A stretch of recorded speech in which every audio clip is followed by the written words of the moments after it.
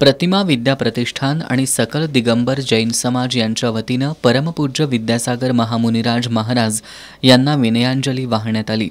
यावेळी विधान परिषदेतील काँग्रेसचे गटनेते आमदार सतेज पाटील यांची प्रमुख उपस्थिती होती।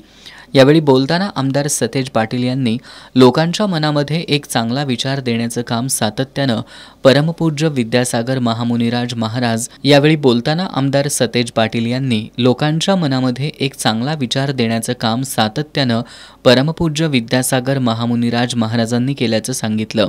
हिंगोली इथं विद्यासागर महाराज यांचा आशीर्वाद घेण्याचा आणि प्रत्यक्षात भेटण्याचा योग आला, त्यावेळी त्यांना कोल्हापूरला येण्याचं निमंत्रण दिल्याची आठवण आमदार सतेज पाटील यांनी यावेळी सांगितली।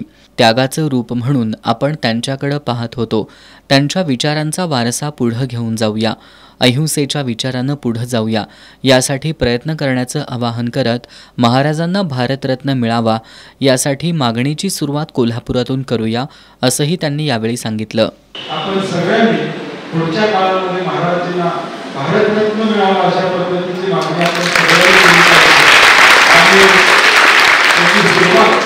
आपण कोल्हापुरातून सगळ्यांनी मिळून एक पत्राची मोहीम राष्ट्रपतींच्या नावानं पुढच्या काळामध्ये महाराजांना भारतरत्न द्यावा, जेणेकरून हा विचार कायमपणे लोकांच्या मनात राहू दे, लोकांना दिशा मिळत राहू दे।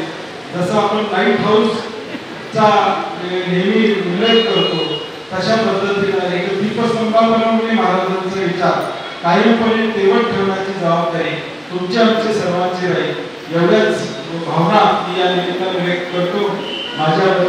यावेळी बाल ब्रह्मचारी तात्या भैया, वसंतराव चौगुले पतसंस्थेचे चेअरमन अनिल पाटील, माजी नगरसेवक राजेश लाटकर, किरण शिराळे, राहुल चव्हाण, भरतेश सांगरुळकर, मीनाक्षी लठ्ठे, कविता बडे, सुरेश भोजकर, विजय पाटील, महावीर कळंत्रे, दीपक मगदूम, सुदर्शन खोत, महावीर गाठ आदी मान्यवर उपस्थित होते।